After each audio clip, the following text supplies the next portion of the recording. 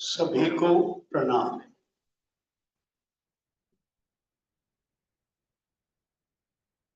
यह एक विशिष्ट देश के लिए चर्चा 4 दिन का आयोजित हुआ है। राष्ट्र और विश्व का पुनर्निर्माण की सपना लेकर भारत का जीवन का जो सोच था, सर्वे जना सुखिनो भवन्तु पूर्णवन्तु विश्वमार्यम, खुद को भी श्रेष्ठ बनाना, दुनिया को भी सच्चा मानवता के तरफ लाना, इसी में भारत की आत्मा है। इस दिशा में हमारा देश चलता रहा। जो इस बीच में कई लोगों की बात हुआ, लगभग 2000 साल दुनिया का उत्पादन का 25% उत्पादन भारत में होता है। लेकिन आज हम बिगड़े हैं तो इतना बिगड़े हैं, अब पता नहीं आगे कहाँ जाएंगे, ये भी कहना मुश्किल है। आज हमारी स्थिति एक प्रकार ब्लड कैंसर के जैसा हुआ।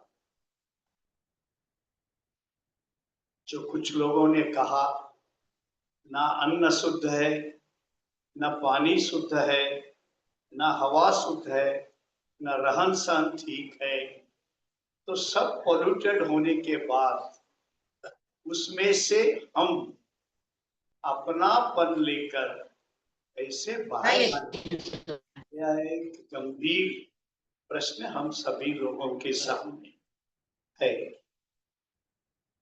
इसका मूल कारण हमने छेड़छाड़ पंच महाभूत से, प्रकृति से किया है और उसी का परिणाम भी भोग रहे हैं, आगे भी भोगेंगे।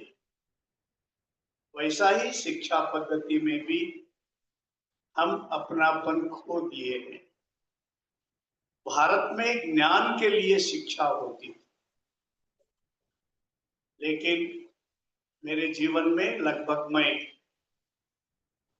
10 लाख विद्यार्थियों से इंटरेक्ट किया। उसमें 97% स्टूडेंट कहते हैं कि पढ़ाई क्यों करते हैं, तो नौकरी के लिए करते।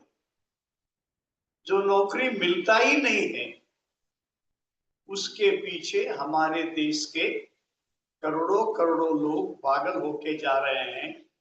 यहां तक कि 60 करोड़ लोग हर साल, जो जिसको हम जवान कहते हैं, अपनी जवानी लगभग 10 साल से 20 साल तक केवल नौकरी ढूंढने में बर्बाद करते हैं। उसके लिए कई कोचिंग सेंटर बने हैं, इंस्टीट्यूशन बने हैं, सरकार की परीक्षा के नाना रीति के पद्धतियां बनी हैं। अब इसका कितना पैसा जाता, मैं तो पालेकर जी के जैसा मैं नहीं बता सकता, लेकिन इसका कोई हिसाब नहीं। केवल कोटा के अंदर चलने वाला जो कॉम्पिटेटिव कोर्स के लिए विद्यार्थी जाते हैं, लगभग 3 से 5 लाख विद्यार्थी, एक एक विद्यार्थी के पीछे 5-5 लाख रुपए जाते, और देने के बाद भी आकर कोई जिस कोर्स के लिए गया वो सिलेक्ट नहीं होता। यह भी हमने देखा। शिक्षा क्षेत्र यानी भारत कभी भी इंसान को हाथ पसारने वाला नहीं बनाया, लेकिन आज की शिक्षा पद्धति नौकरी मांगना है, दूसरों के सामने हाथ पसारना। हमारी माँ हमें बचपन से ही पहली रोटी बनाती थी, छोटा सा, तो कहती थी कि गाय के बछड़े को देखिए। कोई भीख मांगने आया है उसको दो, कुत्ते को दो। और परोपकार धर्म, इसका सबसे बड़ा संस्कार हमारे घर में। वह घर ही नहीं होता था जिस घर में बिल्ली नहीं, जिस घर में गाय नहीं, और जिस घर में कुत्ता नहीं। अगर ये तीन चीज अगर घर में होते हैं, इनके सहवास में घर का बच्चा अगर पलता है, तो मैं ये गारंटी देता हूं वो इंसान जरूर बनता इनकी साथ में। क्योंकि अंत में हमको इंसान ही बनना। तो ऐसे कई चीज है, हमारी बर्बादी के कितने रास्ते हम अपनाए हैं। अब जैसे इस बिल्डिंग में हम बैठे हैं, मैं सच कहता हूं, भारत में आजादी से पहले पूरे देश में बड़े बड़े मकान थे, राजमहल थे, कोई सीमेंट से नहीं बना। एक सीमेंट, जैसे पालाकर जी ने कहा, एक बार सीमेंट से बनाएंगे तो पुराना सिस्टम चलेगा। मुझे मालूम है महात्मा गांधी जी जब यहाँ पर आए, वर्धा में रहे, उनके लिए जब मकान बनने की बात आई, मैंने सुना कि उस जमाने के हिसाब से लोकल मटेरियल से ही घर बनेगा तो मैं यहाँ पर रहूंगा, नहीं तो नहीं। उस जमाने में 500 रुपए में उनका मकान बना। आज पूरी देश की व्यवस्था छूट छूट हो। अब क्या चाहिए? फैन भी चाहिए, एसी भी चाहिए, फिर उसके बाद करंट गया तो फिर और दूसरा चीज चाहिए। इतने हम गुलाम हो गए हैं। जो प्रकृति से शुद्ध हवा मिलती थी, प्रकृति के गोद में जीते थे, उन सब चीज को हमने बर्बाद किया। सच कहूं तो एक बहुत बड़े विद्वान ने एक बात कही है, इस देश के अंदर कुल 800 से ज्यादा शास्त्र है। कितने शास्त्र है?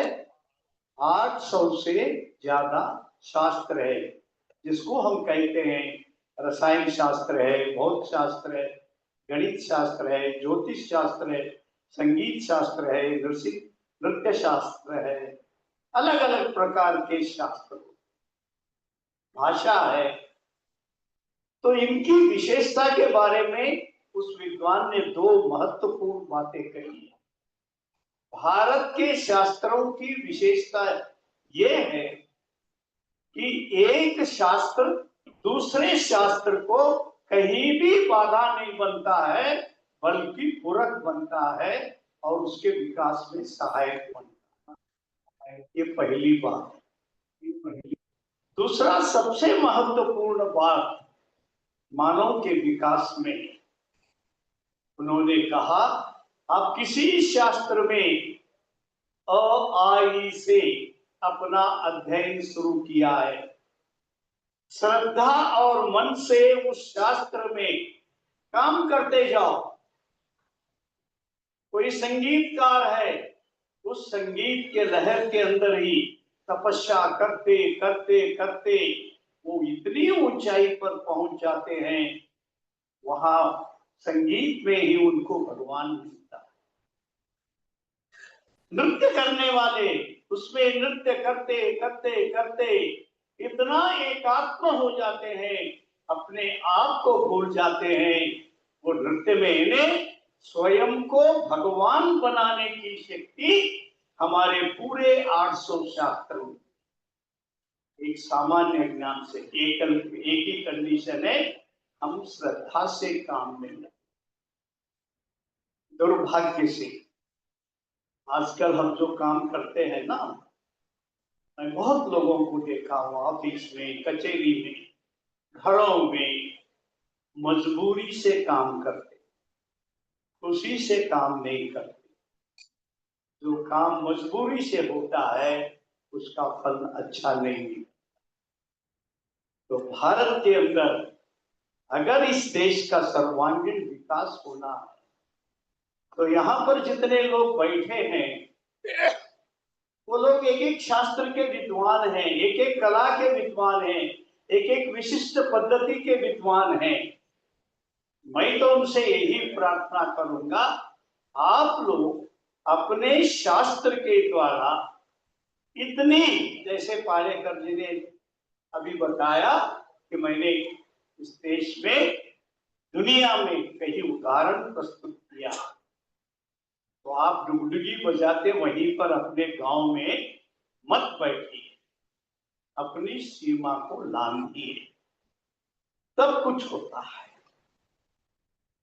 वैसा ही जैसे मैंने शिक्षा कहा, वैसा ही हमारे देश के अंदर आजकल काम करना कम हुआ है। बिना काम का अमीर बनने का रास्ता हर कोई आदमी ढूंढ रहा है। जिस देश में कर्मठता मरती है वह देश निश्चित गुलाम और भिखमंगा देश है। तो हमारे पुरुषार्थ जब तक जिंदा रहेगा तब तक भारत माँ विश्व में श्रेष्ठ बन सकती। इसलिए हमारी मेहनत बढ़ना है। और कई लोगों का मैं दूसरा देश सेवा देखा हूं, यानी उन्होंने टाइम दिया है देश के लिए। कैसा टाइम दिया है? कुछ लोग टीवी के सामने टाइम देते हैं, 2-3 घंटा बैठ के टीवी के न्यूज पर गप। कुछ लोग न्यूज पेपर लेकर गप मारते हैं, कुछ लोग वॉकिंग ऐसे जगह पर मारते हैं। फिर ये विदेश से इतनी विकृतियां हमारे पास आए हैं, ये भी जैसे पालेकर जी ने बताया, मैं 7 दिन तक ऐसे ही खड़ा होके बात कर सकता, लेकिन हमारे यहाँ क्या बोल दिए, जन्म लिया हुआ 5-6 साल का बच्चे को भी how much you are old बोल के, तुम कितने बूढ़े हो गए। बच्चे को ही, 6 साल के बच्चे को। अब 60 साल के बाद तो हमारे देश में हम लोगों ने बेकार बना, लेकिन मैं इस बात को नहीं मानता। मेरे जीवन में मैंने जो सोचा है, 60 साल एक ऐसी साल है, ये एक पका हुआ अनुभव का आम के जैसा है। कोई आदमी आम खाता है, खरीदने बाजार जाता है, एक कैरी भी रखा हुआ रहता है, एक सुगंध देने वाला आम, वहां दुकान है, यहां तक उसका सुगंध आते रहता है। तो हम जाकर क्या करते हैं, आम को लेते हैं और उसको खाते हैं। यानी जो आदमी ज्ञान से भरा हुआ है, दुर्भाग्य से हमारा देश में उसको बेकार बना। इस बीमारी से हमारे देश के सभी 60 साल के ऊपर के लोगों को बाहर आना होगा। और मैं स्वयं अपने प्रति मूल्यांकन करता हूं, मेरे जीवन में मैंने 60 साल में क्या कमाया है, वो 70 साल में उसका 10 गुना काम मैंने किया। और 70 साल में मैंने क्या कमाया है, वो 70 से 80 साल में मैंने कमाया।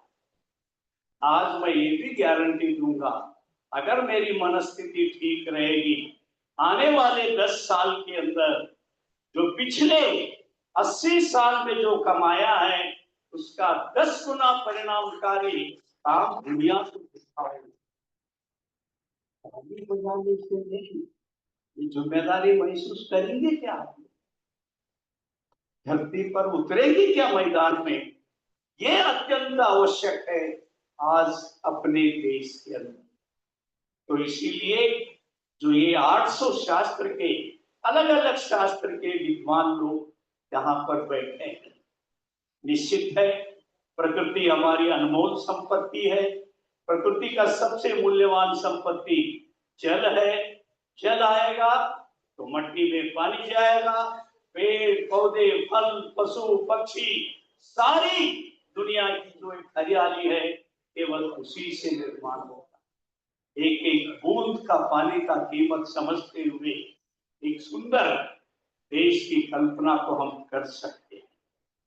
तो इस प्रकार जो अपने आप को कभी ये नहीं करना, ये करने से क्या होगा, ये करने से क्या होगा। कुछ लोग कुछ ही क्षेत्र पर हमको नशा चढ़ा रहता है, बस देश का भला होगा तो इसी से होगा। ऐसा नहीं है। मैंने बताया अभी कितने शास्त्र में हम परिणित होना चाहिए, 800 से ज्यादा शास्त्र में परिणित होना चाहिए। खूब काम करते हैं, संगीत सुनते हैं तो मन को प्रसन्न होता है।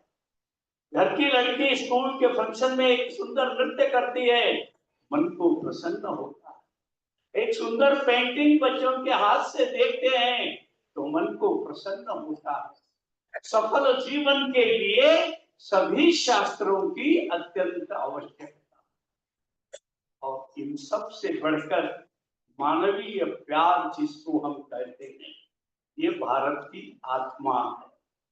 इसको बहुत बड़ा ठेस हमारा देश इस भौतिक सुख के अंदर ठेस पहुंचाए। ये जो भौतिक सुख जो होता है, इंसान को अपने उस सुख के लिए कितना कितना कितना नीचे ले जाता है। मैं 4 दिन पहले लखनऊ में था, एक कोर्ट का जजमेंट आया। एक महिला, इसकी उम्र 30 साल है, उसको आमरण कारावास की सजा मिला। क्यों मिला? 20 साल की उम्र में उसकी शादी हुई, 3 बच्चे हो गए, 1 साल, 1.5 साल, 2 साल में। और पति ने कहा ये बच्चे रहेंगे तो हम आराम से नहीं रह सकते, और अपने जीवन के सुख के लिए ये माँ तीनों बच्चों का समाधि कर दी पानी में। और इनकी चोरी 6 साल के बाद पकड़कर आज 30 साल में ये जो तात्कालिक सुख पाने के लिए जो गई, केवल 6 साल में जो बुरा हाल। यानी मां नाम का जो अत्यंत पवित्र शब्द है, इसका कितना बड़ा वास्तविक हत्या इस महिला ने की। एक क्षण भर की सुख के जीवन कौन बुरा नहीं बनेगा? क्या हमेशा जवानी हमारे साथ रहेगी क्या? ऐसे कई गंभीर सवाल हमारे सामने है। इसीलिए इस देश का पुनर्निर्माण, मानवता का पुनर्निर्माण अगर किसी देश में करने की, ये बात निश्चित है। हमें काफी विकृतियां आए हैं, इन सब के बावजूद भी हमारे पूर्वजों ने जो छाती हमको दे के गए हैं, अभी भी काफी बड़ी मात्रा में कुछ अच्छे गुण हमारे पास है। उनको संजोए और उनको पोषण करें, उसको पसारे, और चारों तरफ उसको पसारते हुए पहले अपने देश को संवारे, फिर दुनिया को भी संवारने का काम हमको करना है। तो इसके लिए मेरा एक ही बात है, मैं जो रोज जीवन में देखता हूँ, शिक्षा ज्ञान के लिए होना चाहिए। दूसरी बात, भारत के अंदर अगर अलग अलग उद्योग करने वालों में सबसे बड़ा सम्मान अगर किसी को मिलना है तो वो किसान को मिलना। मैं स्पष्ट रूप से कहता हूं, अगर भगवान के बाद अलग अलग प्रकार के जीव राशियों को अन्न देकर पोषण करने वाला, पशु पक्षी प्राणी चोर चपाटे सबको खिलाकर, दुनिया को भी खिलाकर खुद भी कुछ खाता है, तो वो केवल किसान है, किसान है, किसान है। इसीलिए मैं उसको दूसरा भगवान, ये विशेषता उनकी। लेकिन ना किसान का इज्जत है, ना मालक का इज्जत है। हमने जो कनिष्ठ है, महाराष्ट्र में तो एक कहावत है, शेती उत्तम, व्यापार मध्यम और चाकरी कनिष्ठ। जो पैर में रहना चाहिए वो सर पर आ गया है, जो खेती सर पर रहना चाहिए वो जमीन पर आ गया। ये बहुत बड़ा इतिहास के पन्ने में हम लोगों ने अपराध किया है, तो उसको हमको बदलना होगा। और कर्मठता और परिश्रम हमारा जीवन का सबसे बड़ी खातिर बनना चाहिए, ये मेरी मांग है। और इसके साथ ही साथ जो अनावश्यक चर्चा करते हैं बैठकर, जो स्वामी विवेकानंद ने कहा है, no talking, no name making, no newspaper humming. तो मैं देखता हूँ कई बार ये मोबाइल में कितने फोटो लेते हैं। अभी आपके महाराष्ट्र से एक लड़की गुलबर्गा में मुझसे मिलने आई, 2 दिन मेरे साथ रही, कम से कम 200 फोटो ली। क्या करेगी क्या नहीं समझ में नहीं आता। मैं राजकीय जीवन में, सामाजिक जीवन में इतने बड़े बड़े लोगों से रहा हूं, एक भी फोटो मेरे पास नहीं मिलेगा, मेरे घर में नहीं। अरे हमारा काम, हमारा जीवन होता है, फोटो से थोड़े ही हम बड़े बनते हैं। और अपनी शादियां कैसे मंगे हो गए हैं। अरे बाप रे, भगवान रक्षा करना इस देश। अब पति पत्नी का शादी से पहले ही उनकी जोड़ी बनी, जब शादी को अक्षता जाने डालते हैं तो वो दोनों लड़के लड़कियों का फोटो देखने से कोई पुराना आदमी बैठेगा तो शर्म से सर झुकाकर बैठना पड़ेगा, क्योंकि अक्षता डालने से पहले ही उनकी पक्की दोस्ती हुई। तो जीवन के जो सच्चे मूल्य है उन सबको हमने हास है। तो इसीलिए हमारा परिवार को बचाना होगा। पहला घर में माँ भाई बहन, ये इसकी पवित्रता से अपना काम शुरू करना होगा। फिर दूसरा गांव की पवित्रता है। और मैं कई बार राजनीति में गांव के बारे में जब बात करता हूँ, मैं खुला कहता हूँ कि भाई तुम गांव में एक पॉलिटिकल पार्टी के लिए आपस में 100 साल तुम्हारे बाप बेटे लड़ते जाते हैं, और जो तुमसे वोट लेके जाते हैं बेंगलुरु में, दिल्ली में, वो तो लॉबी में जाके एक साथ बैठ के मस्त खाते हैं पीते हैं, और आप लोग मरते हैं। मैं कहता हूं कि चुनाव में किसी को भी वोट डालो, लेकिन दोस्ती को मत छोड़ो, आपको साथ में जीना है। मैं जिस दिन मर जाऊंगा, मुझे अगर मेरा गांव का एक भी आदमी श्रद्धा से नहीं सोचेगा, वो दुख का बात होगा मेरे लिए।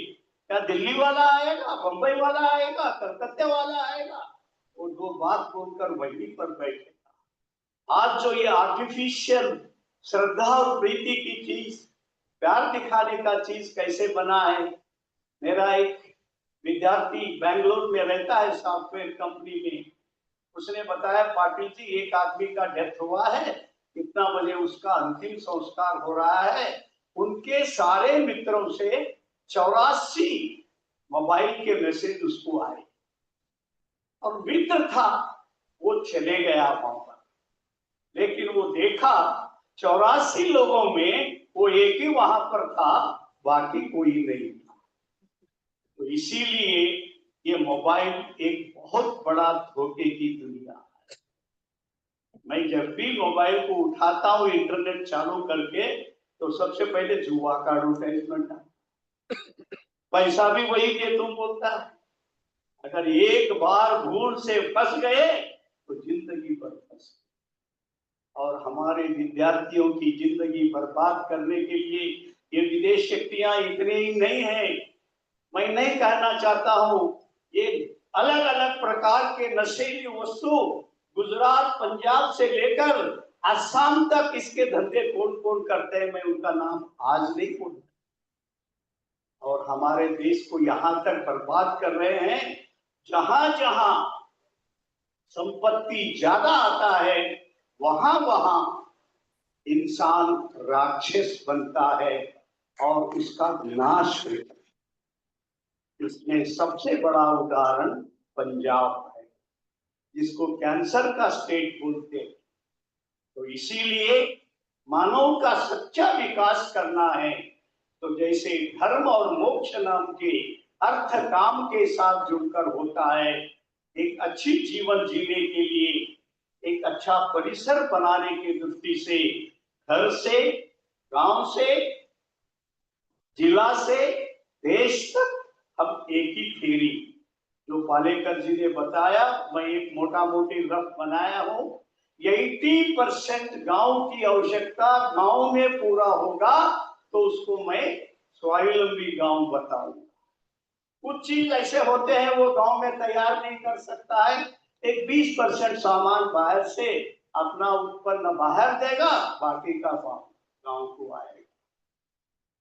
और गांव में आज भी अच्छे लोग नहीं है ऐसा मत कहिए। एक आदमी नंबर 1 पीकर कहाँ मरता है पता नहीं है। अगर गांव में कोई मर गया, कोई परेशान है, तो वहां दौड़ के आता है और उसके अंतिम संस्कार करने तक वो वहां रहता है। आज भी हर गांव में एक ऐसा आदमी मिलता है, किसी भी पार्टी का आदमी आए उसके घर में ही सबको चाय मिलती है, नाश्ता मिलती है, बैठने के लिए जगह मिलता है। आज भी गांव में एक ऐसा आदमी है, मेरे गांव में स्कूल होना चाहिए, मेरे गांव में मंदिर बनना चाहिए, मेरे गांव को रोड बनना चाहिए, मेरे गांव में पोस्ट ऑफिस बनना चाहिए। वो गांव का ही विदेश मंत्री है। तो इस प्रकार और कुछ लोग होते हैं, अमुक संत को बुलाना, अमुक महात्मा को बुलाना, हमारे गांव में पुराण चलना, प्रवचन चलना। बस ऐसे 8-10 लोग मिलेंगे गांव में। एक आदमी को खेती छोड़कर दूसरे के बारे में चिंता नहीं। खेती है तो वो पहले उस काम में आता है। इस प्रकार के 4-6 लोगों को लेकर एक सुंदर गांव आज भी हम बना सकते हैं। ये मैं केवल कहता नहीं हूं। 5 साल से मैं अभी जो हमने 7वां भारतीय संस्कृति उत्सव किया, उसके परिसर में 15 गांव में ये काम हम कर रहे हैं।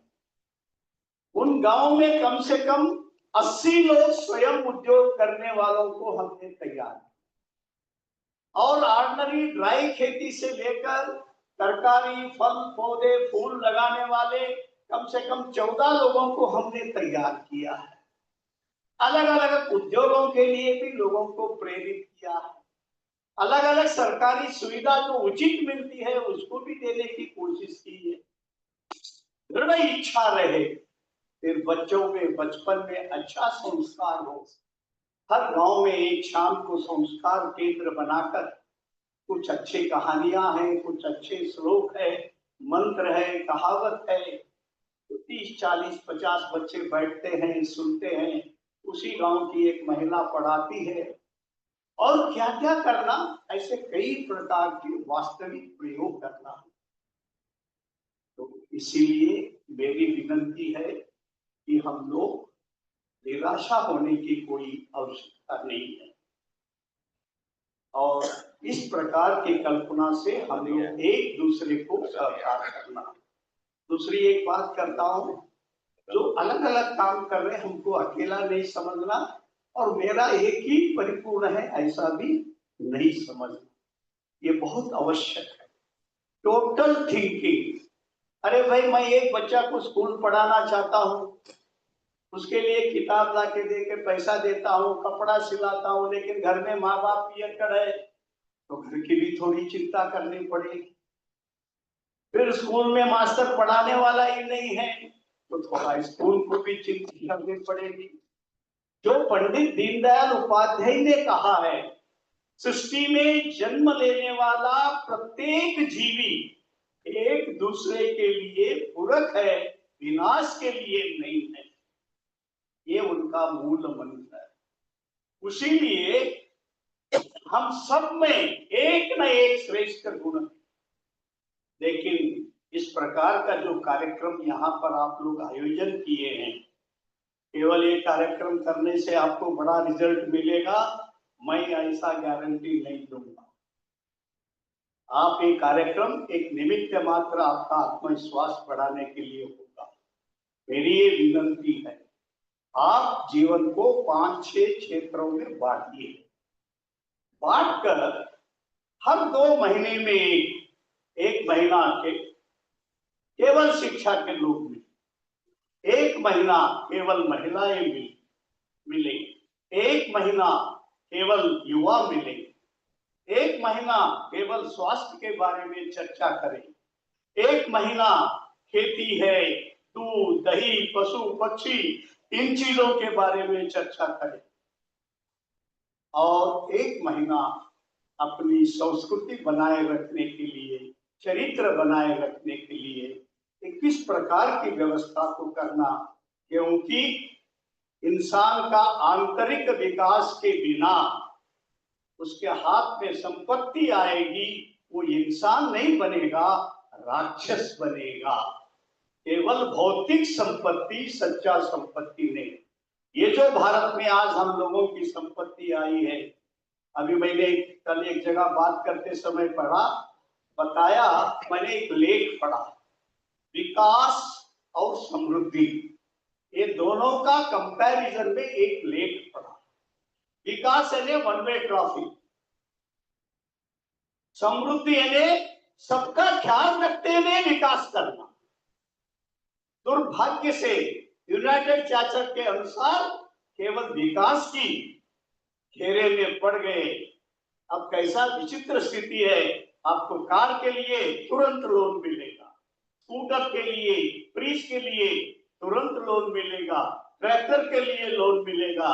आप दूसरे दिन जाकर कहो मैं एक छोटा सा धंधा करने वाला हूं, मुझे 50,000 रुपए जो बोलो बैंक वाले नहीं देते, करके खाने के लिए नहीं देते, आपको दिवाला उड़ाने के लिए पैसा देते। जब आदमी के पास लग्जरी सामान ज्यादा आ जाएंगे, फिर उसकी संपत्ति को बनाए रखने के लिए और पाप का काम करना पड़ता है।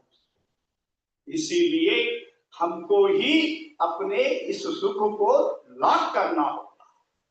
अगर लाख करेंगे तो हमारा जीवन सुखमय बनेगा। तो इस नाते दो चार अत्यंत महत्वपूर्ण बातें हैं, घर से लेकर, गांव से लेकर, जिला से लेकर, गोविंदाचार्य जी इन बातों को कहते हैं, मेरा गांव मेरा देश, मेरा जिला मेरा दुनिया। थिंक ग्लोबली, चिंता दुनिया का करो, लेकिन तुम घर में बैठ के क्या कर रहे हो, झक मार रहे हो क्या? यहाँ पहले तुम्हारे गांव में, तुम्हारे मोहल्ले में तुम क्या कर रहे हो? एक्ट लोकली, यहाँ भी कुछ करो, तब वो बड़े बात का कीमत। और मनुष्य होने के नाते कई बार आपस में विचार नहीं मिलते, लेकिन ऐसे समय में जिस चीजों में बहुत हमारे मन नहीं मिलती, उनका काम वो कर ले, जो हमारा काम हम करेंगे। लेकिन बाकी 8 जो अच्छे गुण हैं उसमें साथ करेंगे। एक गुण के लिए क्या परमानेंट दुश्मनी बनाएंगे अच्छे काम में? तो कई बार त्याग करना पड़ेगा। इसके बारे में गोविंदाचार्य जी ने एक बात कहा, एग्री फॉर डिसएग्री। पहली बार जब मैं गोविंद जी के मुंह से ये शब्द सुना, जब उनसे मेल ही नहीं खाता है तो दोस्ती कैसे बनेगी? पूरा मेरा 2 साल तक दिमाग ठिकाने पर नहीं है, काम नहीं किया, ये कैसे हो सकता?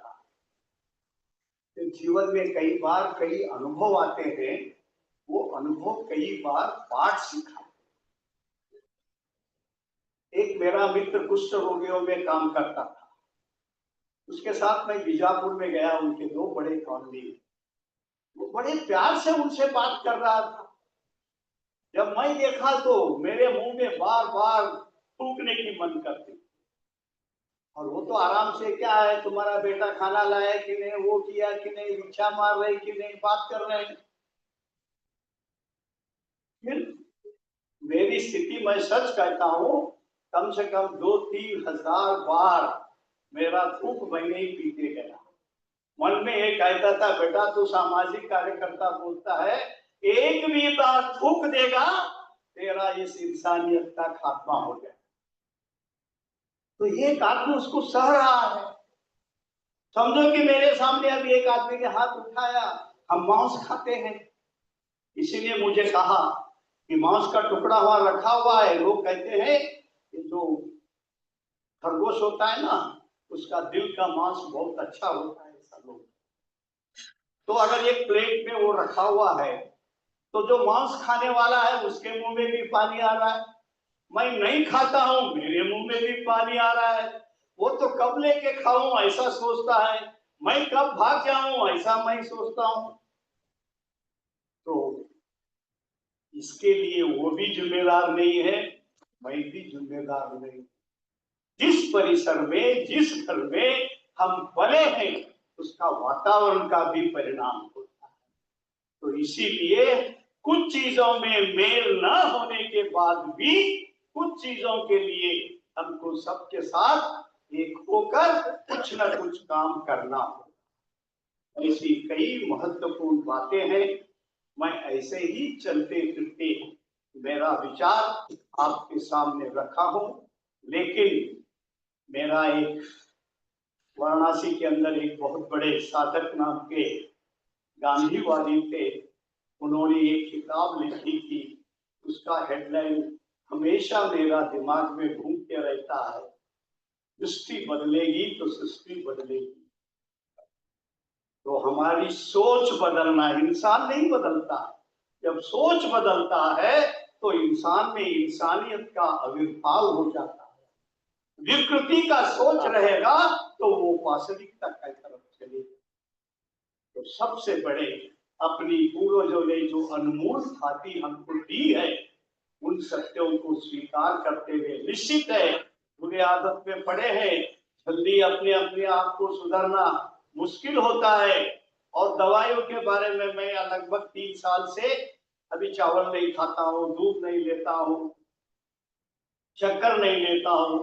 इसका एक कारण है, मुझे एक बार यहाँ पर पेन शुरू, नॉर्मली एलोपैथिक मेडिसिन लेते हैं। मैंने अफजल सिंह गया और बिहार के प्रवास में था, अनिवार्य रूप से 5 अफजल सिंह जो आधा गोली लेने के बाद केवल 15 मिनट में कम होता है, 1.5 दिन में 5 गोली लिया, कम नहीं।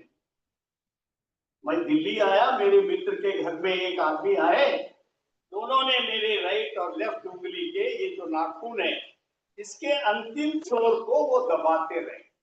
कितना देर दबाए? 10 मिनट दबाए, ये पूरा बंद हो गया। अरे मैं तो ये मान के चला था कि आखिरी दवाई क्या है, एलोपैथिक मेडिसिन है। उस दिन झूठ हुआ। उस वैद्य ने कहा, पाटिल जी ये पीन को छोड़ दीजिए। उसी दिन से मैंने उसको स्वीकार किया। हो सकता है मैंने बड़ी देर से शुरू की, लेकिन जब कभी सत्य की अनुभूति होती है उसे स्वीकारना होगा। इसीलिए मैं आप सब लोगों से अंत में एक विनती करता हूं, क्या हम महात्मा गांधी को सारी दुनिया के लोग गौरव से अपनेपन के लिए, दुनिया उनको देखती है, क्या उनके प्रति हमको गौरव नहीं मिलता? स्वामी उसी प्रकार गौतम बुद्ध, उनके बारे में भी भारत के प्रति बड़ी गौरव। 3 महापुरुष, गौतम बुद्ध, महात्मा गांधी, स्वामी विवेकानंद, ये तीनों के नाम जब 10 महापुरुषों के दुनिया के नाम दुनिया के लगभग 150 देशों में दिया गया, तो ये 3 नाम सबसे ऊपर थे। क्या इनके प्रति हमको कोई सच्ची ईमानदारी से कुछ रिटर्न देना है क्या? तो फिर अपने आप को ही हमको सुधारना होगा। तो अपनी कर्मठता बढ़ानी होगी, अच्छी कामों के लिए अपनी श्रद्धा बढ़ानी होगी। और शिक्षा ये निश्चित रखिए, कोई भी बच्चों को 1 तारीख के बाद हाथ पसारने का सिखाता है तो वो सच्ची शिक्षा नहीं। जो देने वाला सिखाता है वही सच्ची शिक्षा। इस प्रकार कई सत्यों को जीवन में अनुकरण करेंगे। आज भी हम उस सत्य के ओर एक घर से लेकर, घर की आवश्यकताओं को लेकर अपनी आंतरिक सशक्तिकरण के तरफ हम जाएंगे। निश्चित मां भारती विश्व की मां बनेगी, जब इसके शील चारित्र सबसे एक दिन दुनिया अपने आप इस मां भारती के चरणों में पड़ेगी। वही विश्व का कल्याण का सपना होगा। उस दिशा में ले जाने के लिए हमें प्रेरणा मिले। इस कार्यक्रम को यहाँ तक न रोकते हुए हर साल इस प्रकार का एक कार्यक्रम, बीच में 2-2 महीने में 5 विशिष्ट विषयों को लेकर उसी क्षेत्र के लोगों का चिंतन करते हुए फिर इन सब लोगों का एक बार प्यार से गेट टुगेदर साल में एक बार करने का कोशिश किया जाएगा। तो ये जो सपना लिखा हुआ है वो धरती पर उतरेगा। इसलिए हम काम करें। सभी को प्रणाम।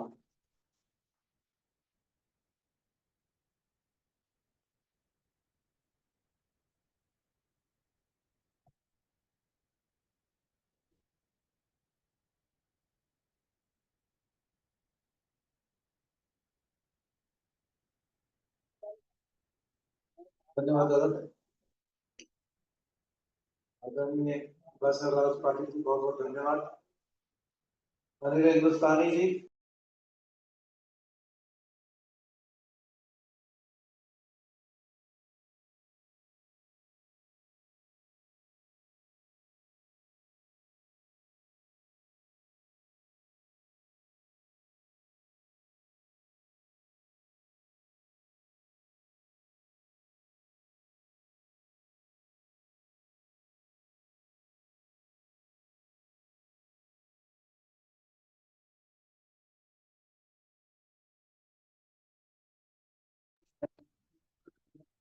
हेलो।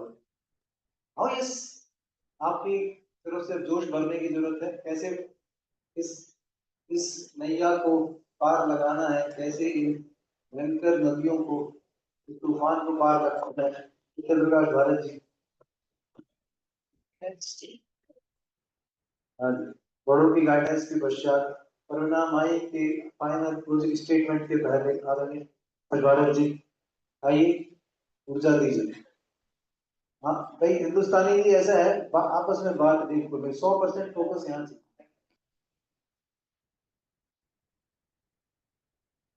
मुझे बोलने का आदेश हुआ है। मैं आपको पूरी ईमानदारी से कहूँ, मैं सिर्फ इस बार सुनने के लिए आया था। 2 महीने से मीटिंग चल रही है, आपने देखा तो मैंने बहुत कम बोला, सुना है, समझा है।